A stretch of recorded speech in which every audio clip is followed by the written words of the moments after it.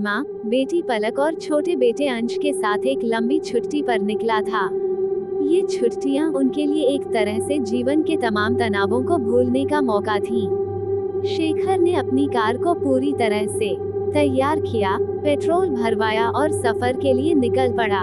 सब कुछ सामान्य था और वो सब बड़ी मस्ती में थे। रास्ते में हंसी मजाक करते, गाने गाते और खाने पीने का मजा लेते जा रहे थे। लेकिन वो नहीं जानते थे कि ये सफर उनकी जिंदगी का सबसे भयानक सफर बनने वाला था। शेखर का प्लान था कि वो अपने परिवार को पहाड़ी इलाके में बसे एक पुराने गांव ले जाएगा, जहां प्राकृतिक सुंदरता थी और कोई शोर शराबा नहीं था। लेकिन रास्ते में वो थोड़ा भटक गए। अंधेरा घेर चुका था और जब तक वो समझ पाते कि वो कहाँ हैं, तब तक वो एक अनजानी सड़क पर पहुंच चुके थे।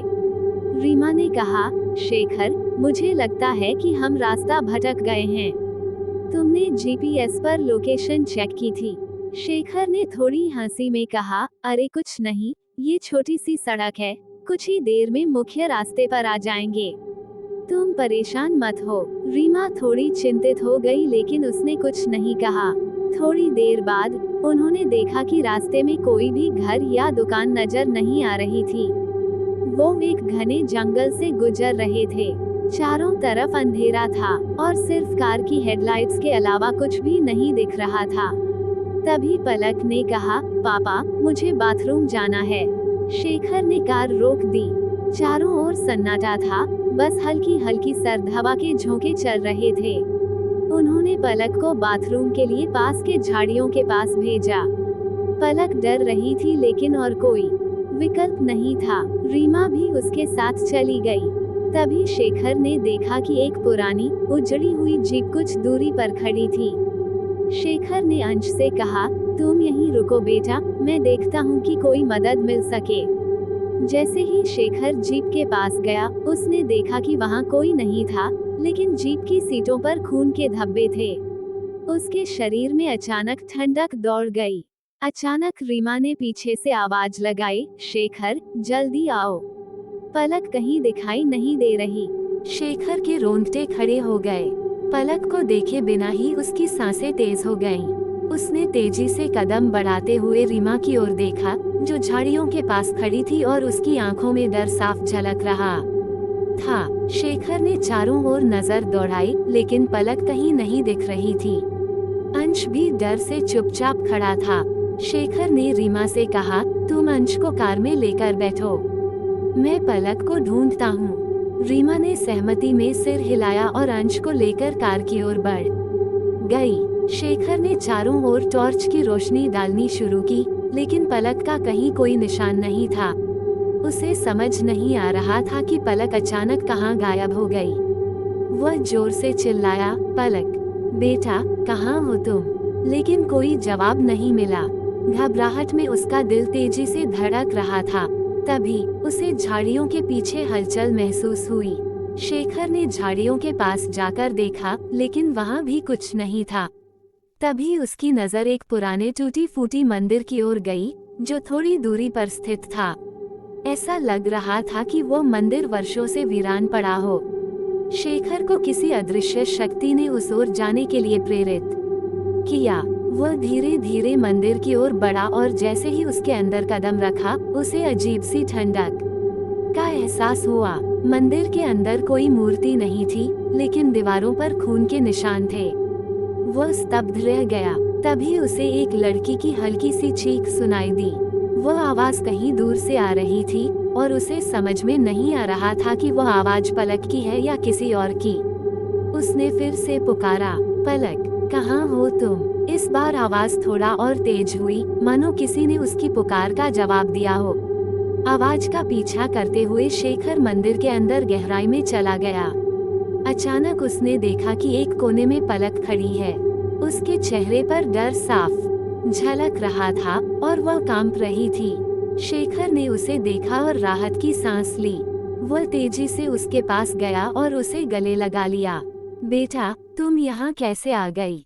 शेखर ने पूछा। पलक ने कांपते हुए कहा, पापा, मुझे नहीं पता। मुझे ऐसा लगा कि कोई मुझे यहाँ खींच रहा है। मैं खुद को रोक नहीं पाई। शेखर ने उसे समझाया कि वो अब सुरक्षित है और दोनों बाहर निकलने लगे। लेकिन जैसे ही उन्होंने मंदिर से बाहर कदम रखा, उन्हें ऐसा महसूस हुआ जैसे आसपास की सारी चीजें बदल गई हैं। जिस रास्ते से वे आए थे वह अब गायब था। वहाँ अब घना जंगल था और अजीब सी सन्नाटा छाया हुआ था। शेखर को महसूस हुआ कि कुछ बहुत गलत हो रहा है। वो रीमा और अंश की ओर भागा, जो अब भी कार में इंतजार कर रहे थे। जैसे ही वह कार के पास पहुंचा, उसने देखा कि कार का इंजन बंद हो चुका था और कार के चारों तरफ अजीब सी लकीरें खींची हुई थी, मानो किसी ने चारों ओर घेरा बना दिया हो। रीमा और अंश भी इस बदलाव को देख घबराए हुए थे। रीमा ने शेखर से पूछा, यह क्या हो रहा है? हमें यहाँ से तुरंत निकलना चाहिए। शेखर ने कार का इंजन स्टार्ट करने की कोशिश की, लेकिन कार ने बिल्कुल भी जवाब नहीं दिया। उसने कई बार कोशिश की, लेकिन कार चालू नहीं हुई। अब उन सबको एहसास हो गया कि वे किसी मुसीबत में फंस चुके हैं।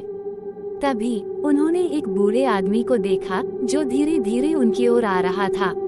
उसके चेहरे पर अजीब सी मुस्कान थी और उसके कपड़े पुराने और फटे हुए थे। वो आदमी उनके पास आकर बोला, तुम लोग यहाँ कैसे आ गए? ये जगह तुम्हारे लिए नहीं है। शेखर ने घबराते हुए पूछा, हम रास्ता भटक गए हैं। क्या आप हमें मुख्य सड़क तक पहुंचने का रास्ता बता सकते हैं? बूढ़े आदमी ने हंसते हुए कहा, यहाँ से बाहर जाने का रास्ता इतना आसान नहीं है। जो यहाँ आता है वह वापस नहीं जा पाता। ये जंगल उसकी आत्मा को समा लेता है। उन सबके चेहरों पर डर साफ झलक रहा था। बूढ़े आदमी ने फिर से कहा, यदि तुम अपनी जान बचाना चाहते हो तो इस मंदिर में एक रात गुजारो।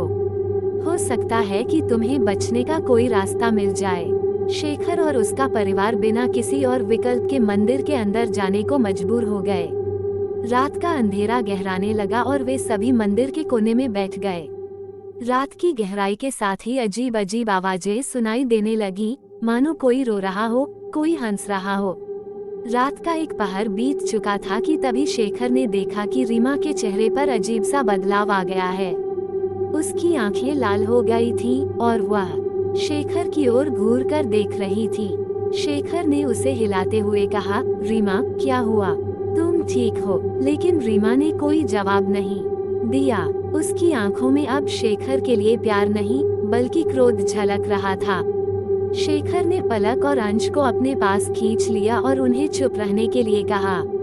तभी रीमा ने अजीब सी आवाज में कहा, तुम लोग यहाँ से नहीं बच सकते। ये जंगल अब तुम्हारा नया घर है। शेखर का दिल डर के मारे धड़क रहा था। उसने समझ लिया कि रीमा पर किसी बुरी आत्मा का साया हो गया है। उसने भगवान से प्रार्थना की कि सब सुरक्षित रहें। तभी पलक ने कहा, पापा वो देखो। शेखर ने देखा कि मंदिर के बाहर कुछ रोशनी दिखाई दे रही है। वो उस दिशा में ध्यान से देख रहा था, जब उसने महसूस किया कि यह कोई साधारण रोशनी नहीं थी।